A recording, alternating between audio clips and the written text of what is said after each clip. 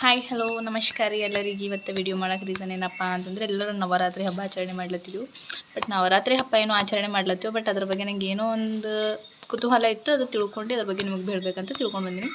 So Navratri ಹಬ್ಬ ಯಾಕೆ ಆಚರಣೆ ಮಾಡ್ತೀವಪ್ಪ ಅಂತಂದರು, ನವರಾತ್ರಿ ಒಂದು ದೇವಿ ಆರಾಧನೆ ಮಾಡುವಂಥ ದಿನ ಆಗಿರ್ತೀವಿ. 9 ದಿವಸಗಳ ಕಾಲ 9 ರೂಪ ತಾಳಿದಂಥ ದೇವಿಗೆ ಆರಾಧನೆ ಮಾಡ್ತೀವಿ ರೀ.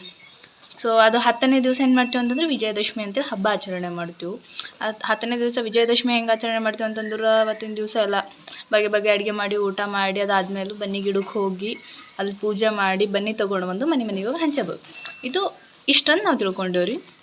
ಪುರಾಣಗಳ ಕಥೆ ಏನು ಹೇಳ್ತದಪ್ಪ ಅಂತಂದ್ರೆ ಹಲವಾರು ಕಥೆಗಳವ ವಿಜಯದಶಮಿ ಹಬ್ಬದ ಬಗ್ಗೆ, ನವರಾತ್ರಿ ಬಗ್ಗೆ.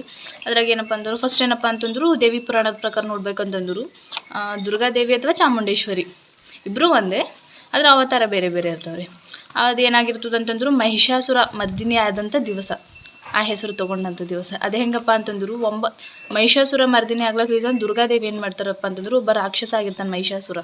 ಆ ಮಹಿಷಾಸುರ ಏನು ಮಾಡ್ತಾನೆ ಅಂತಂದ್ರು ದೇವಿ ಮೇಲೆ ಯುದ್ಧಕ್ಕೆ ಬಂದಿರ್ತದೆ. ಅದು ಅವತ್ತು ದೇವಿ ಏನು ಮಾಡ್ತಾಳೆ, 9 ದಿನಗಳ ಕಾಲ ಮಹಿಷಾಸುರ ರಾಕ್ಷಸನ ಜೊತೆ ಯುದ್ಧ ಮಾಡಿ ವಿಜಯ ಸಾಧಿಸಿದಂಥ 10ನೇ ದಿನನೇ ವಿಜಯದಶಮಿ ಆಗಿರ್ತದೆ. 9 ದಿವಸಗಳ ಕಾಲ ಯುದ್ಧ ಮಾಡ್ತಾಳ್ರಿ ಮಹಿಷಾಸುರನ ಜೊತೆ.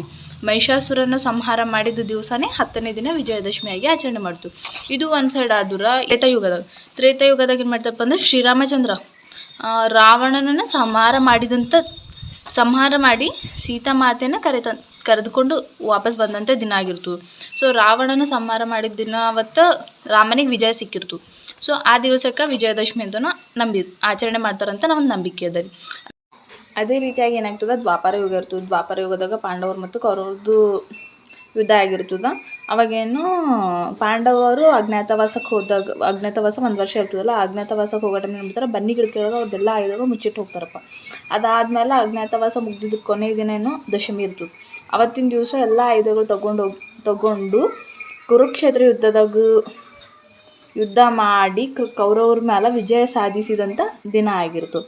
ಸೊ ಅದಕ್ಕೆ ಈ ಎಲ್ಲ ರಾಮಾಯಣ ಮಹಿಷಾಸುರನ ಸಂಹಾರ ಮತ್ತು ಈ ಕುರುಕ್ಷೇತ್ರ ಯುದ್ಧ ಎಲ್ಲ ವಿಜಯಗಳ ಸಂಕೇತವಾಗಿ ವಿಜಯದಶಮಿ ಅಂತ ಆಚರಣೆ ಮಾಡ್ತೀವಿ.